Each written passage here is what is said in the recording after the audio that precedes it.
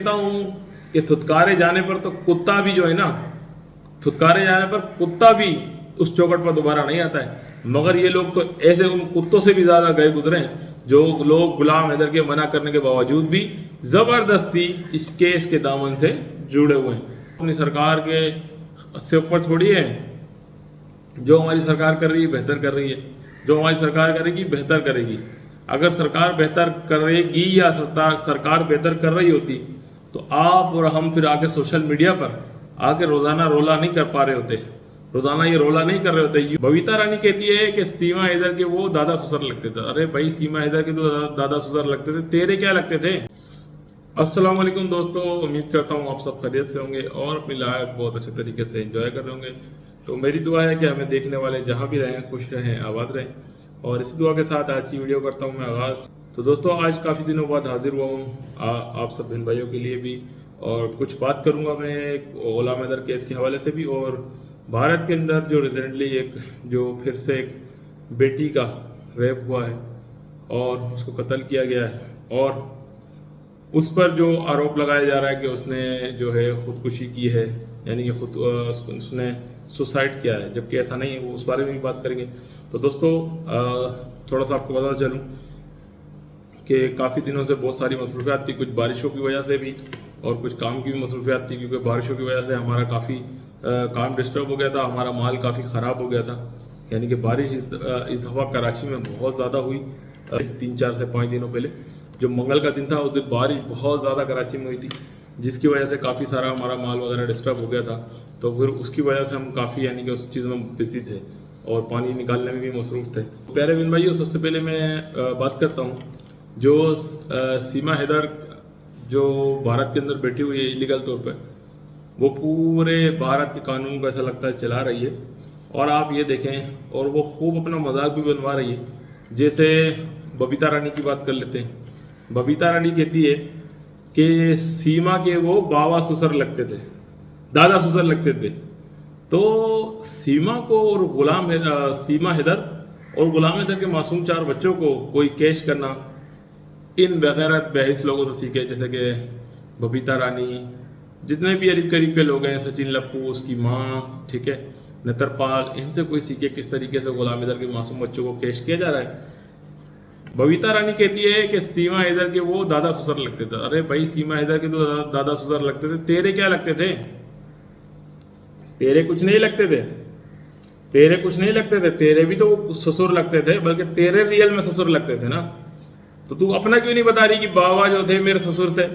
सीमा के दादा ससुर लगते थे। देखिए, हर काम में ये सीमा का, यानी कि सीमा एक पाकिस्तानी है और गुलाम हैदर के मासूम 4 बच्चे पाकिस्तानी है।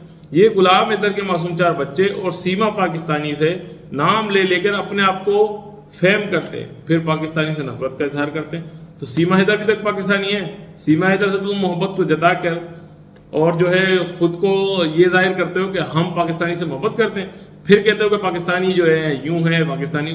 तो गुलाम हैदर के 4 बच्चे भी तो पाकिस्तानी हैं, सीमा हैदर भी तो पाकिस्तानी है। और दोस्तों, दूसरी तरफ आप ये देखें कि बाबा का इंतकाल हो जाता है, ठीक है। मैं नहीं था काफ़ी दिन से, मैं बहुत सारी चीज़ों से अपडेट नहीं था, क्या हो रहा है क्या नहीं हो रहा है। कुछ बहन भाइयों की वीडियोस देख के अंदाज़ा हुआ कि अच्छा ये भी हो रहा है, फिर मैंने देखी। तो आप ये देखिए कि जिस घर में देहांत हो गया, यानी कि इंतकाल बोलते हैं, आप लोग शायद देहांत बोलते हैं, तो जिस घर में देहांत हो जाता है तो उस घर के क्या कंडीशन होती है। और ये तीसरे दिन पकौड़े बना रही है, हम पकौड़े बना रहे हैं, यानी कि व्लॉगिंग कर रहे हैं।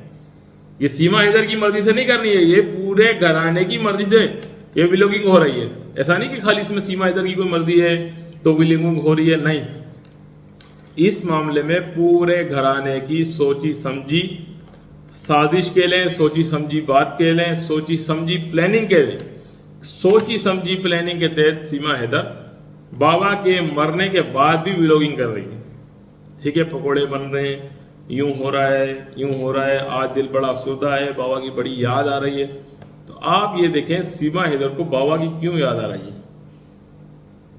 ये हमें समझ में नहीं आया। शायद सीमा के वो कभी कभार के अकेलेपन का साथी होगा बाबा, कि उसको याद आ रही थी। क्योंकि हमने तो ये देखा था जब से सीमा हैदर वहाँ गई है तो बाबा ने तो अपना डेरा वही छत पे जमाया हुआ था, ठीक है। हम तो ये देख रहे हैं। खैर अब वो मर गया है वो शख्स, अब वो इस दुनिया में नहीं है, अब उसके बारे में हम कुछ कहना नहीं चाहते। तो दोस्तों आप ये देखें कि जो शख्स इस दुनिया से चला गया बाबा, उसके बारे में बबीता कहती है कि वो सीमा हैदर के दादा ससुर थे। तो वो सीमा हैदर के दादा ससुर थे, इसके कुछ नहीं थे। ठीक है, हर काम में जो है आगे सीमा को ही लाना है, क्योंकि सीमा के नाम से, गुलाम हैदर के मासूम बच्चों के नाम से इनकी रोजी रोटी चलनी है, इनका घर चलना है, इनका घर बार चलना है। तो इसके बारे में ही ये लोग बात करते हैं। और दोस्तों इसके साथ साथ आप ये भी देखें कि अब तक कितना टाइम हो चुका है, और लगता ऐसा है कि इस सिस्टम को पूरा सीमा ने टेक ओवर कर लिया है कि सीमा हैदर को के खिलाफ कोई कानूनी कार्रवाई करने को कोई इदारा तैयार नहीं है। गुलाम हैदर के जो मासूम बच्चे हैं वो किस तरीके से भारत के अंदर फंसे हुए हैं, और इसके साथ साथ मोमिन मलिक साहब ने कस्टडी के पेपर ले रखे हैं, और अब तक सरकार की जानिब से कोई भी ऐसा खातिर ख्वाह, ऐसा फ़ायदेमंद फैसला नहीं किया गया कि सीमा हैदर के खिलाफ कानूनी कार्रवाई करते हुए गुलाम हैदर के मासूम 4 बच्चों को शेल्टर होम पहुंचाया जाए, जबकि कस्टडी के पेपर मोमिन मलिक साहब ले चुके हैं। और मोमिन मलिक साहब ने एक पोस्ट भी लगाई थी गुज़िश्ता दिनों, जिसमें मोमिन मलिक साहब ने ये कहा कि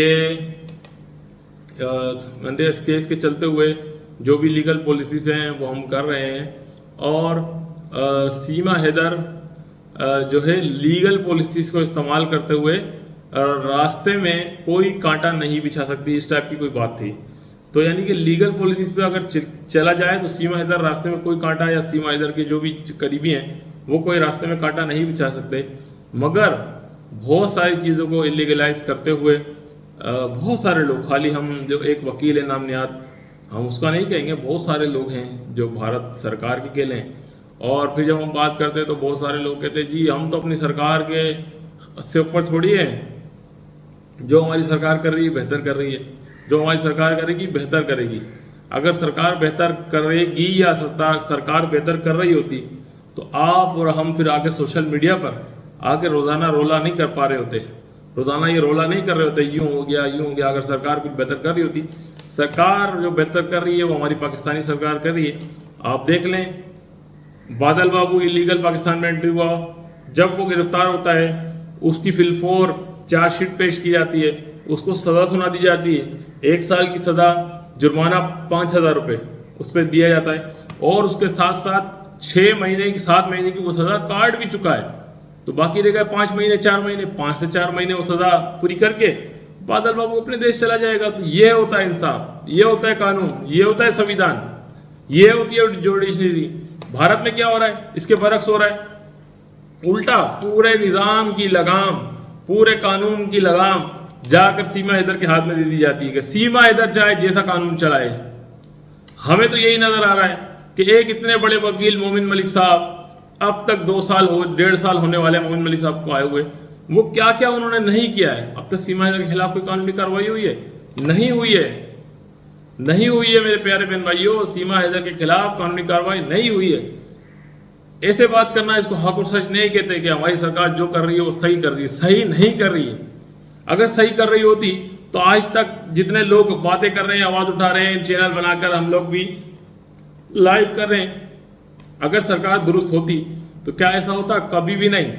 अगर सरकार दुरुस्त होती तो ऐसा कभी नहीं होता। और दोस्तों दूसरी बात मैं करना चाहता हूँ, जो रिसेंटली भारत के अंदर एक लड़की से ज़्यादती का केस हुआ है, और ये तो हम मुख्तलिफ वीडियोज़ में देख रहे हैं कि भारत के अंदर क्या होता है, नेता अभिनेता और पता नहीं कौन कौन जितने भी मंत्री हैं बीजेपी सरकार के, वो मासूम लड़कियों के साथ, कमसिन लड़कियों के साथ, छोटी लड़कियों के साथ, मेरिट लाइफ गुजारने वाली औरतों के साथ ज़्यादती करते हैं, ज़्यादतियों का निशाना बनाते हैं।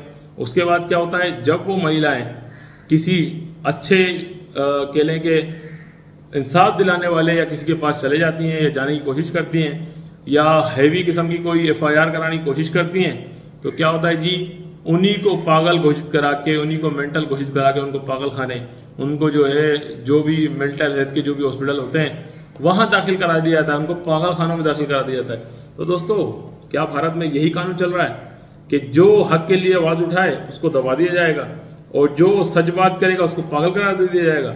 इसी तरीके से बहुत सारे लोग जो हक और सच की आवाज़ उठा रहे हैं, शुरू से उठा रहे थे, आज उनको भी लोग गलत कहते हैं कि ये पाकिस्तानियों का समर्थन करते हैं, ये पाकिस्तानियों के साथ हैं। मैं तो कहता हूँ कि थुतकारे जाने पर तो कुत्ता भी जो है ना, थुतकारे जाने पर कुत्ता भी उस चौखट पर दोबारा नहीं आता है। मगर ये लोग तो ऐसे उन कुत्तों से भी ज़्यादा गए गुजरे हैं जो लोग गुलाम हैदर के मना करने के बावजूद भी ज़बरदस्ती इस केस के दामन से जुड़े हुए हैं। तो दोस्तों